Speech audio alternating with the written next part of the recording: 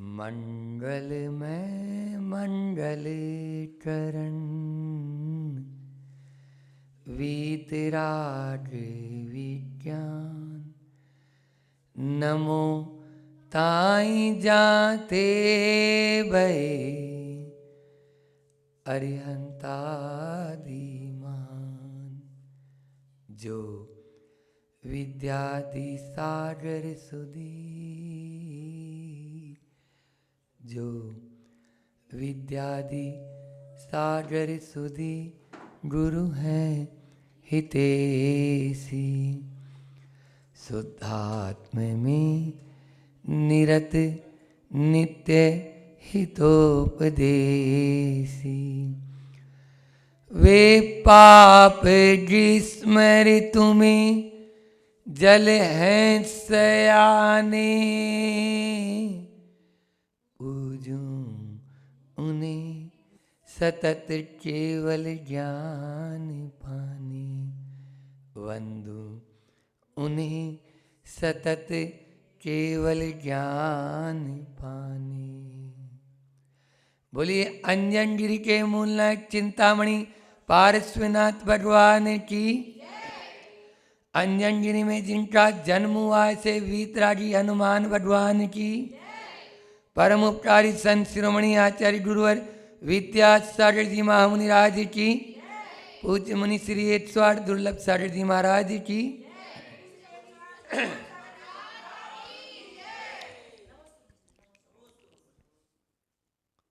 बात स्वस्थ होने की चल रही है। हम अपने भीतरी स्वास्थ्य को भी सुधारें और बाहरी स्वास्थ्य को भी सुधारें।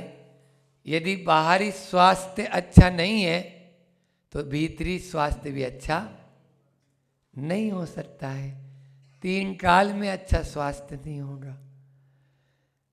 बाहर में हम सामायिक के लिए बैठे, भीतर की समता परिणाम के लिए, और बाहर जो है वो न करें तो 3 काल में भी अपन समता परिणाम को कैसे ला पाएंगे?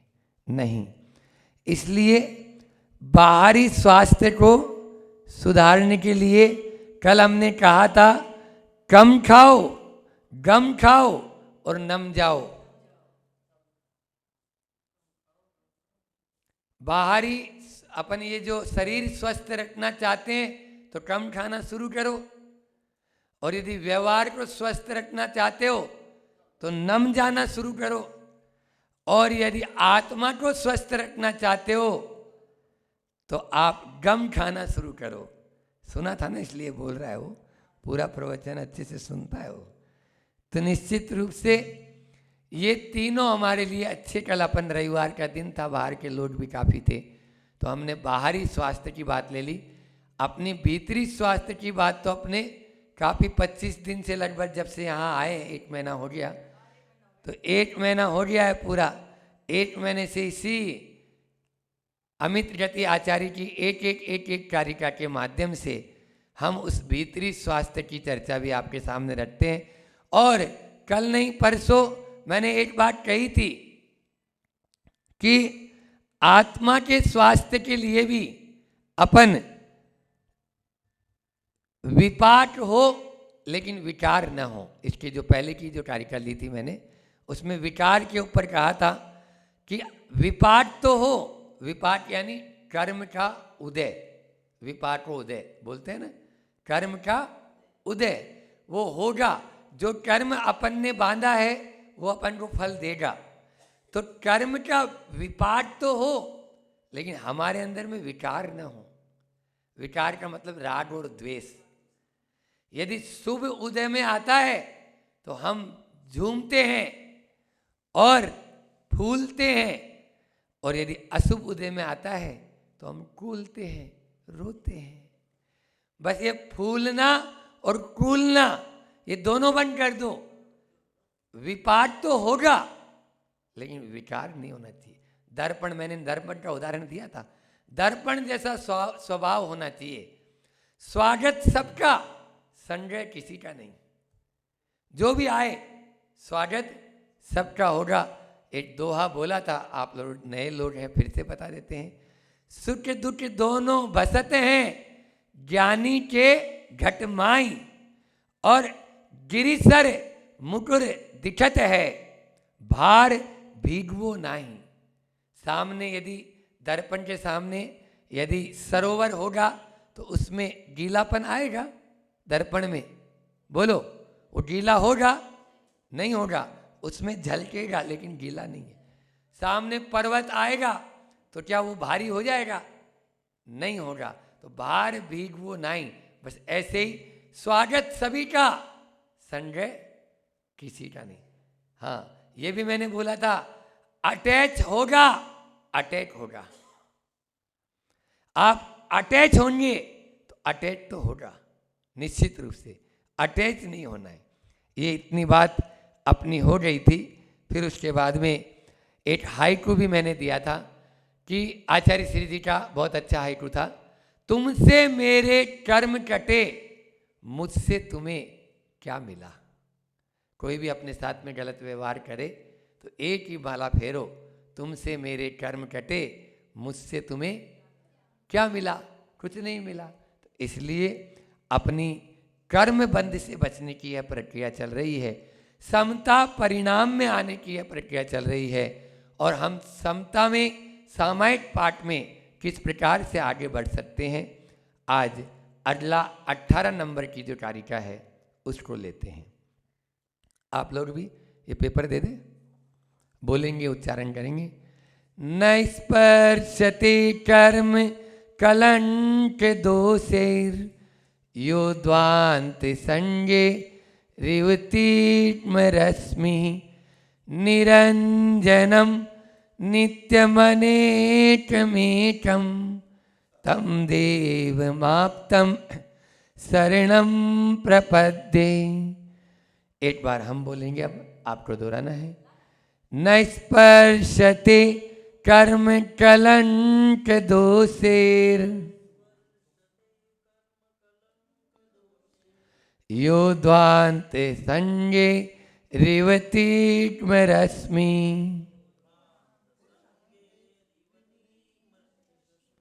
निरंजनम नित्यमनेकमेकम,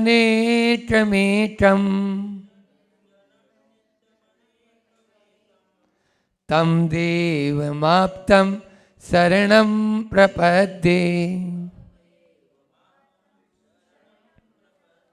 बहुत सुंदर कारिका, बहुत सरल शब्दों में आचार्य अमित गति महाराज ने ये जो सामायिक पाठ की रचना की है, एक शब्द उनका सटीक है। समता, एक शब्द को भी अपन चिंतन करें तो घंटों बीत जाएं। सबसे पहले चरण में वो कह रहे हैं न स्पृशति, मतलब जिनको नहीं छूते हैं, नहीं छूते हैं। क्या नहीं छूते? कर्म कलंक दोषैर। दो अर्थ लगा सकते हैं यहाँ पर, मेरा ये चिंतन गया। एक तो कर्म कलंक रूपी दोष उनमें नहीं है, सीधा सीधा अर्थ है। अब वो कर्म कलंक से रहित हो गए, क्योंकि जैसे ही अरिहंत प्रभु बन जाते हैं, चार घातिया कर्म नाश हो जाते हैं और सिद्ध प्रभु उनका बनना निश्चित है, और सिद्ध प्रभु के 8 कर्म नाश हो जाते हैं। उन्हीं अरिहंत और सिद्ध प्रभु की चर्चा यहाँ पर चल रही है, जिनको कर्म कलंक का दोष छूता नहीं है, ऐसे वे प्रभु। दूसरा अर्थ ये भी लगा सकते हैं, कर्म यानी द्रव्य कर्म, भाव कर्म और नो कर्म। कलंक यानी राग द्वेष आदि जो दोष हैं, ठीक है ना, ये क्या है? कलंक। और तीसरा है दोष। दोष का मतलब क्षुधा आदि 18 जो दोष होते हैं। अब क्षुधा, त्रसा आदि दोष उनको नहीं है। ऐसे आप अलग अलग करना चाहो तो ये भी कर सकते हैं। कर्म अलग, द्रव्य कर्म, भाव कर्म, नो कर्म। फिर कलंक यानी राग द्वेष आदि कलंक, और दोष 18 दोषों से रहित है, ऐसे हमारे प्रभु। यो ध्वांत संगे रिव तिग्म रश्मि। यहाँ पर यो ध्वांत संगे रिव तिग्म, तिग्म रश्मि का मतलब होता है सूर्य। इव, इव यानी समान। सूर्य के समान, जैसे ध्वांत सरिये यानी अंधकार, ध्वांत का मतलब अंधकार, जैसे सूर्य के आने पर अंधकार रहता है क्या? नहीं रहता।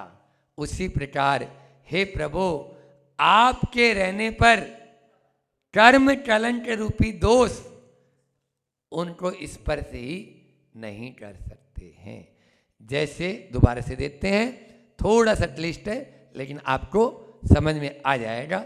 यहाँ पर एक एक शब्द का अर्थ पकड़ लेंगे कि तिग्म रश्मि इव, जैसे सूर्य के होने पर अंधकार नष्ट हो जाता है, वैसे ही आपके रहने पर कर्म कलंक दोष उसको छू नहीं सकते।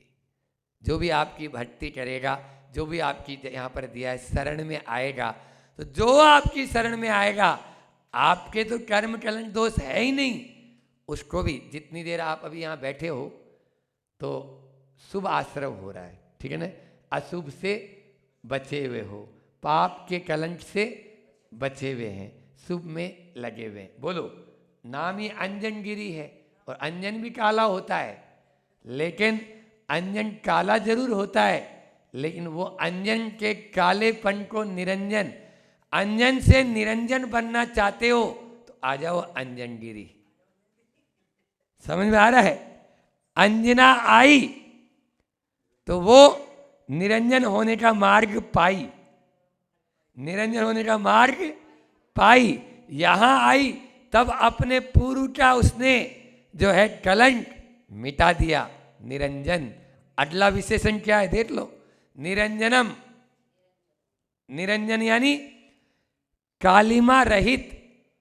फिर नित्यम, वे प्रभु कैसे हैं? वे प्रभु नित्य हैं, अविनाशी हैं। और कैसे हैं? वे हैं अनेकम एकम, अनेक होते हुए भी एक है। कल सहस्त्र नाम की शांति धारा हुई थी, 1008 नाम वाले हैं लेकिन फिर भी एक है, 1008 नहीं है। समझ आया? तो वे प्रभु अनेक होते हुए भी एक हैं, गुणों की अपेक्षा से भी अनंत गुणों के भंडार हैं, फिर भी एक है। ये यहां पर कहना चाह रहे हैं, तम देव माप्तम शरणम प्रपद्ये। हे प्रभु, हे देव, कैसे आप्तम, आप्तम यानी देव, आप्त यानी क्या होता है? देव। तो आप्त यानी देव, आपकी शरण मैं प्राप्त करता हूं। शरणम प्रपद्ये, प्रपद्ये का मतलब प्राप्त करता हूं। हे प्रभु, आपकी शरण में प्राप्त करता हूं, जो सूर्य के जैसे सूर्य के आने पर अंधकार नष्ट हो जाता है, आपके चरणों में आने से कर्म कलंक रूपी दोष दूर हो जाते हैं। और कैसे हमारे प्रभु, आप निरंजन हैं, आप नित्य यानी अविनाशी हैं, और आप अनेक होते हुए भी एक हैं। ये इस कारिका का यहाँ पर अर्थ है। आगे देखो कि एक बार ऐसा हुआ, अंधेरा भगवान के पास पहुंचा और भगवान को बोलता है कि भगवान, मैं रात जैसे तैसे बिता नहीं पाता, बड़ी मुश्किल से आराम करता हूं, और ये सूरज फिर आ धमकता है मेरे पीछे। मैंने सूरज का क्या बिगाड़ा है जो ये मुझे अच्छे से सोने भी नहीं देता, है ना? आजकल के बच्चे बच्चियां भी कुछ ऐसे ही बोलते हैं, क्योंकि उनको अंधकार पसंद है, वो सोने में अच्छा मानते हैं, उनको उठाएं तो अच्छा नहीं लगता। और सुबह की नींद, गर्मी में सुबह कितनी अच्छी नींद आती है, अच्छी है ना? और सर्दी में तो रजाई ओढ़ ले तो फिर कहना ही क्या। तो सर्दी हो चाहे गर्मी, उनको आराम अच्छा लगता है। और रात में फिर 2-3 बजे तक मोबाइल चलाते रहते हैं, तो सुबह सुबह तो वैसे ही 10 बजे तक उठते नहीं हैं, तो वो भी गड़बड़ है। समझ आया? तो अब सूरज आ जाता है 5 बजे, 5:30 बजे। अब उसके पहले उठने वाले की जिंदगी अच्छी रहती है, लेकिन अंधेरा जिसको प्रिय होता है वो अंधेरे में ही रहता है। तो वो बात अलग थी। यहाँ पर थोड़ा सा हमने उसको दे दिया। यहाँ पर कह रहा है, अंधेरा भगवान के पास गया और बोलता है कि सूरज मुझे सोने नहीं देता। ये सूरज मुझे सोने नहीं देता, क्या बिगाड़ा है मैंने इस सूरज का। तब भगवान ने कहा कोई बात नहीं, सूरज को आने दो, मैं उससे पूछता हूं कि क्या गड़बड़ है, उसकी भी तो सुनूं। जैसे ही सूरज आया, कहते हैं भगवान ने उससे बोला क्यों तुम उस अंधेरे को क्यों परेशान करता है, उस अंधेरे को, वो आया था और उस अंधेरे को क्यों परेशान करता है, क्या बिगाड़ा उस अंधेरे ने तेरा। सूरज तुरंत हाथ जोड़कर भगवान से कहता है कौन सा अंधेरा, कैसा अंधेरा, मैंने तो आज तक उसको देखा तक नहीं, क्योंकि जहां पर सूरज होगा वहां पर कभी अंधेरा नहीं होगा, जहां पर ज्ञान रूपी सूरज होगा वहां अज्ञान रूपी अंधेरा टिक नहीं सकता। इसलिए ऐसा नहीं हो सकता कि अंधेरा भी हो और उजाला भी हो, ऐसा हमारे यहाँ नहीं चलता। हमारे यहाँ तो यदि आपको ज्ञान आ गया है, भारतीय संस्कृति तमसोर्मा ज्योतिर्गमय की संस्कृति है। तमस यानी अंधकार, अंधकार से उजाले की ओर जाने की संस्कृति है। शिक्षक लोग बैठे हुए हैं यहाँ पर, वो यही प्रार्थना करते हैं कि अस्तोमा सद्गमय तमसोर्मा ज्योतिर्गमय मृत्योर्मा अमृतम गमय, यही भारतीय संस्कृति है यहाँ पर इसी प्रकार से। लेकिन क्या करें, आज की जनरेशन या आज के संसारी प्राणी की दशा बड़ी विचित्र होती है, बड़ी विचित्र है। वो दोनों काम करना चाहता है, वो विषय कसाय का भी भोग करना चाहता है और मोक्ष को पाना भी चाहता है। आचार्य ज्ञान सागर जी महाराज ने बहुत अच्छी बात उस बंदे के लिए लिखी जो ये दोनों काम एक साथ करना चाहता है कि दो मुख पंथी चले न पंथा, दो मुख सुई सिए न कंथा, दो बात नहीं होई सयाने, विषय भोग और मोक्ष उपाने। क्या बोला, दो मुख पंथी चले न पंथा, दो मुख सुई, कभी सुई दो मुंह वाली देखी आपने, यदि कुछ सीना चाहते हो तो एक मुंह होता है उसका, तब वो सिल पाएगी, धागा कहाँ से जाएगा। तो दो मुख वाली सही सुई नहीं हो सकती। पंथी जो मार्ग में चलना चाह रहा है, यदि बंबई का टिकट लिया है तो बंबई के पास जाएगा, कलकत्ता नहीं पहुंचेगा। जाना चाहता है कलकत्ता और बैठा हुआ है ट्रेन की बंबई की ट्रेन में, बंबई जाने वाली में। एक बार ऐसा हुआ, बीच वाले बर्थ वाले ने ऊपर वाले से पूछा क्यों भाई कहाँ जा रहे हो, उसने बोला कलकत्ता। तो वो बंबई का टिकट लिए हुआ था, वो हंसने लगा। क्यों हंस रहा है, बोले भारतीय रेलवे ने नई टेक्नोलॉजी इजाद की है, ऊपर वाली बर्थ कलकत्ता जा रही है और बीच वाली बर्थ बंबई। कौन मूर्ख को समझाए, उस मूर्ख को, शिरोमणि को, कि भैया ट्रेन तो एक ही जगह जा रही है, कलकत्ता से आ रही थी बंबई जा रही है, तू गलत बैठा हुआ है, तू गलत बैठा हुआ है। गलत ट्रेन में बैठने से कभी नहीं बैठ पाएंगे। आज ऐसा ही हो रहा है, हमें विषय भोगों को तिलांजलि देनी होगी। निर्विकार बनने के लिए या प्रभु के कर्म कल, जैसे प्रभु ने कर्म कलंक रूपी दोष को यानी दूर कर दिया, वैसे ही हम भी करें तो यहाँ पर वह तभी होगा जब हम प्रभु की शरण में, गुरु की शरण में आएंगे।